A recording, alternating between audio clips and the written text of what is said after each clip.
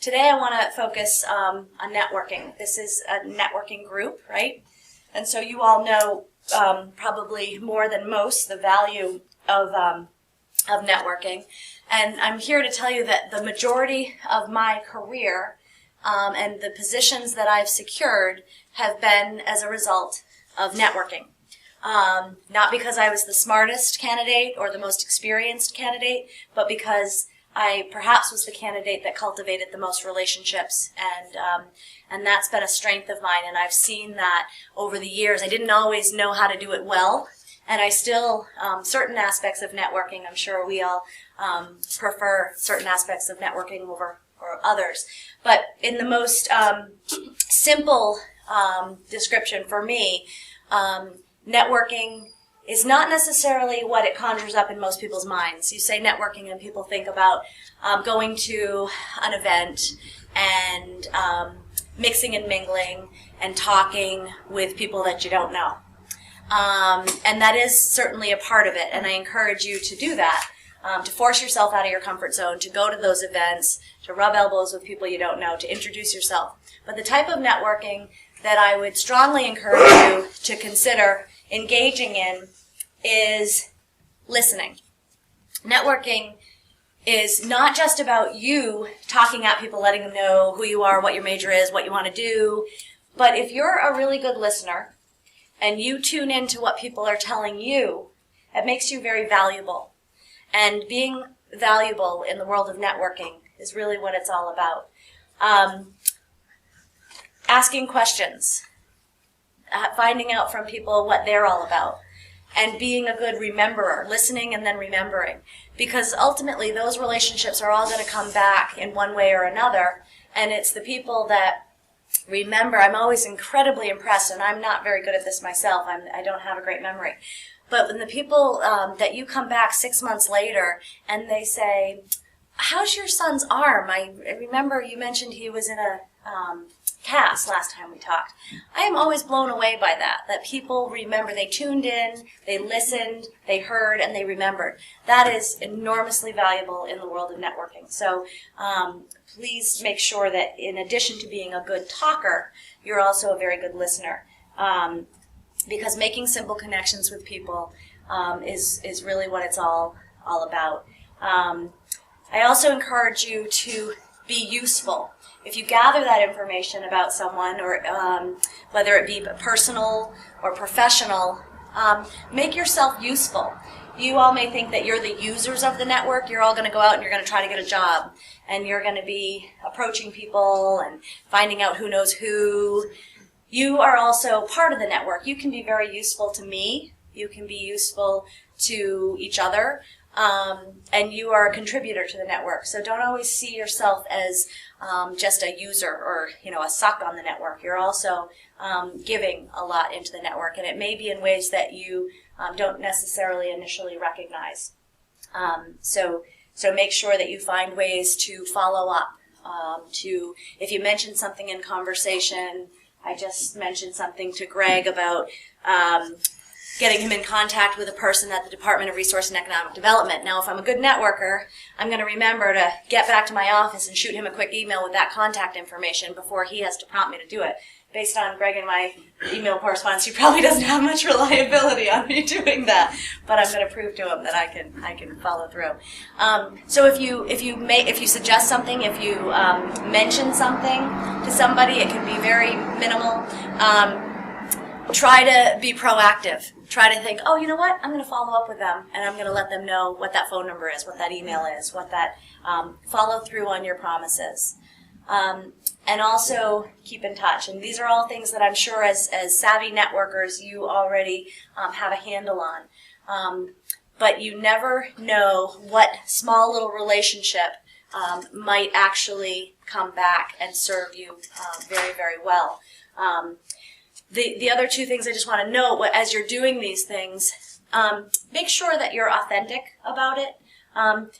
No one likes, it's when you know you're being sold, or you know that someone's coming on and I don't want to bash used car salesmen, but if you're feeling like someone's coming on strong in a salesy kind of way, I just encourage you to be really authentic in your networking style. You know, be yourself. That will shine through. That will make people comfortable with you. So be genuine, be authentic, be yourself. Don't try to feel like you have to be anyone that you're not, and don't try to be any more than you are. Just be authentic and be yourself. I encourage you. I'm going to kind of go along here a little bit and share some stories of networking experiences that I think illustrate some of these things. But please don't hesitate I want this to be interactive, and you can chime in, share comments, ask questions.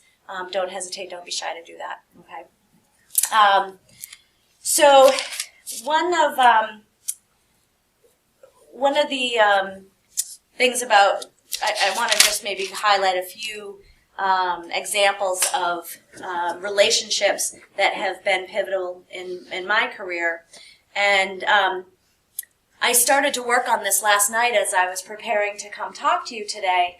And I even realized what an incredible web you build of a network over time. And all the webs of relationships and how they interact and how they come together and how you ultimately, you know, are the center of your own network. And right now, I feel like I have such a strong network of professional relationships that I'm actually just putting people in touch with each other now. And that's how I can serve the network effectively, is to be a convener of all the folks within my network. I will tell you that as you start to build your own network, and as you start to be of use to people, and you start to share and listen and talk, that this is no newsflash to any of you, your reputation is absolutely key. The Commissioner of Cultural Resources for the state of New Hampshire, Van McLeod, he was on my board when I worked for New Hampshire Made. And I remember there was a saying that he used to say all the time that he's a theater guy, so he would say, you're only as good as your last performance. And that was crystal clear to me when I traveled 3 hours to Keene to give a presentation to a Rotary group over on the other side of the state. I'm a Seacoast person, so traveled 3 hours early morning, gave a presentation to the Rotary Club out there, drove the 3 hours back, and was in a business function at noontime with another completely different group of business people. And in that short time, and in those entirely different environments, a person that had been in my presentation in Keene had spoken to another person in Concord, who had then talked to this person in Portsmouth, who I was sitting and having lunch with. And that news had traveled just like that. Now, if that performance had been awful, then 3 cities and 4 different groups just heard about it. So try to be mindful. That doesn't mean you're always going to get it right. I've had my share of awful performances. We all do. But just be mindful of that when you're speaking to people. And it's just like now with social networking, I mean, it's been magnified. Now you've got the social networking component on top of all of this. So be very mindful of your reputation, how you conduct yourself, who you are, being authentic, being genuine, because that it ultimately does come down to your reputation. Now that I'm at a new job, and I'm only 6 months in, I'm still building up trust, and I'm trying to share with this new group of constituents that I am worthy and I can be trusted and that I'm good for the job. I'm still going through that process. And the more that people from my other constituencies share the word, boy, Molly's good, she means well, she can do a good job for you, the more those pieces of information come through from those other groups that I've served, the faster I can move through that process of building trust. So just make sure that you key in on your reputation. Couple stories. So when I was at New Hampshire Made, the chairman of my board was a gentleman by the name of Gary Matson. He, really exceptional chairman, still to this day keep in very good touch with him. He was essentially responsible for hiring me. And So obviously had a long time relationship with him. And I was vacationing with my husband and kids up in Greensboro, Vermont. And we were visiting my husband's football coach from high school that he's kept in touch with over the years. And we were in Craftsbury, next door to Greensboro. And we were traveling through Greensboro, and we were driving down the road, and I said, hey, that was Gary. That was Gary Matson. So we pull up, and lo and behold, my board chair I happened to bump into in Greensboro, Vermont. He has a family place right there in Greensboro, next door to Craftsbury. They know the family that I'm visiting with from Craftsbury, Vermont. So there's that whole connection. And then 5 years later, my family's planning a trip to go down to Washington, D.C. to visit our nation's capital and show my kids that whole scene. And because I had maintained a really positive relationship with this chairman of my board, who I could have very easily lost contact with and just moved on, I was able to pick up the phone and call him because I had heard that he had taken a job for the Farm Bureau down in D.C. doing public policy and advocacy work. And I just wanted to get some advice on maybe how we could navigate some of the locations and maybe, take in some of the things. And he said, well, I've got a brownstone right on the hill. My wife and I aren't going to be there. Why don't you guys just stay right there? So our little cheap motel family vacation just turned into staying in a beautiful brownstone right behind the Capitol building with direct passes in to see our senators and legislators. And that was a result of having maintained a positive connection and good relationship with that person. And I'm sure that relationship will continue to pay dividends in the reverse as well. I'm sure I can be of service to Gary over the years. In fact, I wrote him when he was applying for the position of Commissioner of the Department of Agriculture. He asked for a letter of reference from me. So again, two-way street, sharing in both directions. So there are just millions and millions of stories like that. One that I shared this morning is sort of an interesting little connect the dots. When I first started in nonprofit work in the 90s, my executive director, a woman by the name of Robin Comstock, who is very highly regarded in the state of New Hampshire. She has served as an executive director of many of the chambers of commerce, Portsmouth, Manchester, Dover, hired me part-time. I kept in touch. She served as a mentor for me over the years. I got a lot of great advice from her. I called her up anytime I had a question. Surround yourself with good, smart people. Make sure that you don't hesitate to utilize and ask them questions that people like to help you out. In any case, when I went to go for this position at the Dover Chamber, I called her right up and said, hey, I need some coaching. You've had this job. How can you help me? What can we do? Again, I was being the user of the network at that point, but then I was able to pay that back to her when she gave me she didn't call me actually. Her son Ross called me, who's a recent graduate and was looking for an internship opportunity. So I was able to take Ross on as an intern, and so that kind of came full circle as well. That's not to say that those relationships will automatically get you the job. It won't automatically, land you whatever you're looking for. You still have to have the reputation, the skills, the know-how and smarts, but the power of the network obviously will open up doors and facilitate introductions. So keep that in mind. I'm going to just pause there for a second because I feel like I've been talking at you for a little bit. Are there questions or comments or thoughts or things that I'd hear from any of you folks? Yeah. You talk about a two-way street. Is there times when you feel like what can I possibly do for this person back? Is that something you should feel bad about in the end, or? I used to. And I think as young, students going out into the work world, you kind of maybe might feel that way initially. But what I've learned is over time, you might be my boss someday. So I've learned that I had an intern, Katie Mack. She might have been a part of this group. She was active. She just graduated last year from UNH, and she was, quote unquote, using me a lot. Can you connect me with this person? Can you talk to that person? And I was happy to do that. Well, I actually asked Katie the other day, some advice. She's a longtime Dover resident. I wanted to get her opinion on things. And, you are of equal value back. You might not see it right away. And it may be years until that person calls back upon you.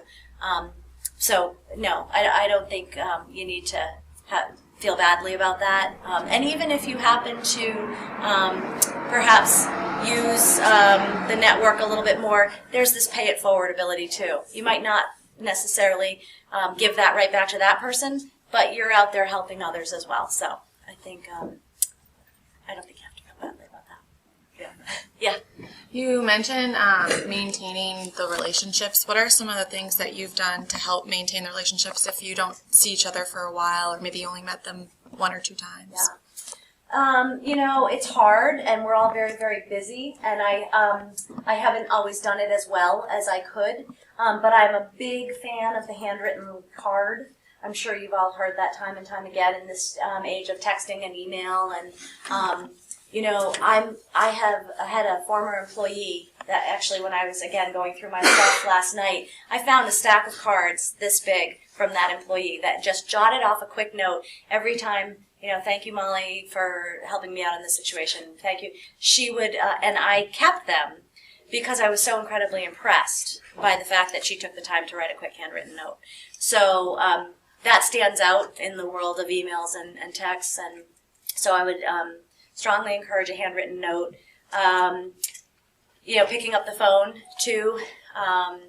Even if you don't necessarily have a purpose, and that's important, is stay connected even when you're not asking for something, so that you're not always just picking up the phone when you're looking for something in particular. So make an effort to touch base even on the moments that you're not. And I think it just goes back to being that good listener. People are always impressed when you remember stuff about them. And so those moments that you might just happen to bump into them, to be able to, pull something from the recesses of your mind about them is helpful. Again, I'm still honing this skill. I have a long way to go. I always tell people that I have a horrible memory, so I have to really work hard at it. Remembering people's names, that's huge. That's really hard to do, especially I meet a lot of people on a daily basis, and I try my best to make sure that I can remember their name as best I can. So a couple ideas might come to me too as we go on here. Any other questions or thoughts for me? All right, well, don't hesitate to ask. I mentioned that I am teaching a class. I think, did I mention it to this group? No? In fact, this is my fourth presentation this morning. We're in afternoon now. I'm teaching a small class in the Thompson School for just about 15 undergrads as part of their community leadership program. And I've never fashioned myself a teacher by any means, but that came as a result of a relationship. The co-director over at the Community Leadership Program, Kate Hansen. Are any of you familiar with the Community Leadership Program? It helps if you're interested in perhaps pursuing a career in nonprofit work. It steers people through the process of preparing for a career in nonprofit. So I'm teaching Intro to Fundraising, and that was as a result. Kate Hansen served on a committee for me many years ago, and she and I, just kept in touch over the years, and would bump into each other at conferences here and there. And lo and behold, a teacher was going on sabbatical or on leave, and they had an opening. And she asked me if I would be willing to teach this class. And I thought, oh my gosh, I have no idea. I've never taught a class, and but she assured me that I could do it. And I don't think that would have been something that she would have been comfortable extending to me had she not known me as well as she did through the years, and know my reputation and know that I was capable of doing that. She even knew I was capable even when I found that I wasn't myself. So another sort of great relationship piece. You know, it seems like every job that I've ever had, it's never been cold. It's never been a see it and go after it. There has been a connection. Public television, the director of membership there, member of my board at New Hampshire Made, Linda Burrows, used to be at public television. I didn't have an in, but I got to talk to her about that position prior to going into it. And I've participated both in Leadership New Hampshire and Leadership Seacoast. Again, would highly recommend leadership programs to you if you can. There's a bunch of different ones. The Dover Chamber actually runs. Any people that live in Dover here? No, Dover resident. Cool. So if you watch the Dover website, we run a Citizens Leadership Academy. And it's open to anyone as long as you live within the Dover zip code. And it's a way for people to learn about their community, learn about their government, and also, more importantly, connect with each other. And 25 people participate per year, and you know those 25 people go through that 1 month long curriculum together, and they graduate as a cohort, and that's 25 relationships that you've got for life. So in Leadership New Hampshire, there's a gentleman that was on that from public television, and he was ultimately the hiring manager for that position that I took. So make sure that you put yourself out there. My niece right now is going through a job search. She just graduated from Lehigh back in May. And her job search, and tell me if this is sounding at all familiar, was behind a computer. She was on every company website. She was looking for jobs. You know, unfortunately, a little bit now, I know that you're forced into that because companies will route you to their website, and they will route you to go look at our job opportunities online.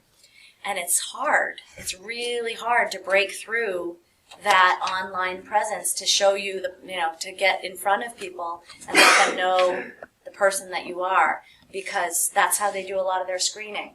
And I know maybe I'm telling you something that companies wouldn't want you to do, but I would leverage every opportunity you have to get in front of people, to let them see you, know you, hear you. I just recently went through 2 job searches myself for positions that I had open at the chamber, and I screened them online. I said, nope, go to this email, don't contact me, because I knew I was going to be inundated with hundreds of resumes. And I did the typical, gave them instructions on what they should do, no phone calls, no stop-ins. The 2 people I hired, one young man, UNH grad, showed up at the chamber in a full suit with his resume.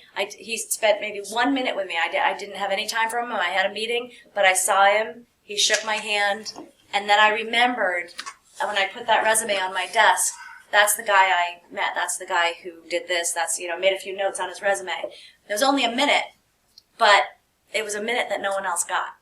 So that's not to say that I didn't interview the other qualified candidates that I had received resumes for. I did. But there was just that little bit more of a connection that I had. He also was the most qualified candidate, and he also did the best on the self-assessment tool that we had everyone take online. And so there was obviously, he was well qualified and he was the best person for the job, but maybe he also, went above and beyond and did that extra little bit. So even though he did what you asked them not to do, it was good? Yes! Okay. I know. Yeah, it was. And that may not always be the case. Use good judgment. Be careful. Don't tick anyone off if you can avoid it. But yeah, I mean, he wasn't intrusive. He didn't tread on my time. He didn't say, "Can I just sit down?" He just, this is who I am. Handshake. Wanted to hand this to you directly. Thank you for considering me, and he was on his way. It wasn't like he was pushy or infringing on the time. So. you can't get that face-to-face interaction, do you suggest using tools like LinkedIn to try to get through the door? Yep. LinkedIn is of particular note in the network, as you know. I'm sure. How many of you are using LinkedIn now? Yeah. So I mean, so you guys are ahead of the curve. I would say LinkedIn, obviously more than Facebook or Twitter or some of the other online tools right now, is very centered around the networking component and making connections and leveraging relationships. So LinkedIn, rather than maybe going directly to the person that you're trying to get to, see who's in their circle and see who you have in common in your circle.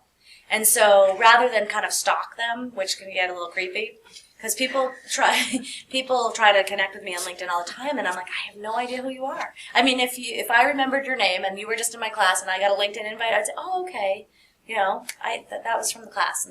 But when someone out of the blue that you don't know at all and you have no real connection to, that's probably not a LinkedIn request I would accept. But if you can make a connection, so I just heard from Molly Hodgson Smith at the Dover Chamber, and I noticed that she knows you. Make the connection maybe with some other people within the circle of the person you're trying to get to. And then, I'm a huge fan of the virtual introduction. I do them all the time. So person A and person B, I think that they could connect. Some good things would happen. I don't necessarily know what, but these are two people that I know should meet. I will put them both in an email, and I'll say, Sally meet Joe, Joe meets Sally. Sally works for da-da-da-da, Joe does blah, blah, blah. I think you two would have a lot of common synergy. Look forward to hearing what comes of it. All I did was put two people in touch with each other. What comes of it is up to them. And I've seen some wonderful things come out of that. And all I did was take a minute to just virtually connect those two people. So ask for those kind of virtual introductions, or within your network. Is there another hand? Even your failures, even your not so good relationships or your pitfalls, not every I would be lying if I stood up here and told you that every relationship I've ever built and connection is just stellar. It's not. You don't have a career spanning 20 years and not have some missteps along the way. Make sure that you handle the failures with equal professionalism as best you can, because that also will be remembered. People don't expect you to be perfect. If you feel like you screwed something up, or an interview, or someone gave you that introduction and you blew it, or you didn't follow through, or whatever it may be, own it and try to just have the best ethics you can about moving on and working from it. Don't try to bury it, or be real. I mean, I use the example of Greg and I. We've just met. We met via email and phone. How long ago? Setting this up. And I was at an incredibly crazy busy, I still am, crazy busy time. And I'm trying to start a new job, and I'm teaching a class, and I'm trying to be a mom and a wife, and everything's kind of up in the air, and it's all crazy. And this wonderful man, Greg, calls me and says, hey, can you come to UNH and talk? And I'm thinking, oh my gosh, but, I didn't say no. I could have, I suppose. But I thought, well, and he had to chase me for a little bit and hunt me down, and I wasn't necessarily as rapid on the email return as I should have been. But thankfully he was persistent. And, but I owned it. This morning I said to him, you know what, I'm here, I'm pulling through. You probably thought that it wasn't going to happen, but it did. And I shared that very authentically and very genuinely. And I think when you do that, people know you're real. They know you're human, and we're all multitasking to a fault. And, so I just think if you can be as authentic about that process as you can, it'll show that you're the real deal. I think I started to mention my niece. I don't know if I finished up that story, but she was very, no, I don't need your help. I don't want, no, I'm going to do this myself. And I'm just like, Emily, that's not how it works. You know, that's grand if you think you're going to go it alone, but it's not. This is not a handout. This is not charity. This is leveraging relationships. This is people working together. So, you know, don't try to go it alone. You know, even your personal relationships will surprise you. One came up, and sometimes they surprise you for good, and sometimes they surprise you for bad. But 1 month into this position at the Dover Chamber, I was organizing a business open house at a big insurance company, and I'm dealing with the woman who was organizing it, and I didn't recognize her or know her, but she said, Molly Hodgson? Your grandmother was in my church group, blah, blah, blah, blah, blah, and you used to babysit my kids. I didn't remember her or her kids or anything. I felt awful. I mean, I took care of her children, and I could not remember her. But you're darn sure I did not let on that I didn't. Oh, of course, right, sure. I didn't really remember that. But you have to kind of, you know, I'm telling you to be genuine and not authentic, but, you know, roll with it until you remember. Because that one I didn't remember at all. But I did a lot of babysitting, so it wasn't like it was my only family. Yeah, so I think, I don't know where we are on time, but I want to just leave you with the fact that, you know, you may not always be the most experienced candidate. I mean, right out of school, you likely not to be, you don't have experience yet, and that's hard, because you're going to hear it time and time again. I'm sorry, we went with more experienced candidate, or gosh, you know, this person had more experience. But, you know, differentiate yourself in whatever way you can. People like, I like persistence. I like initiative. I like seeing that, gosh, that person really went the extra mile. That they showed they were clever. They used ingenuity. They were inventive.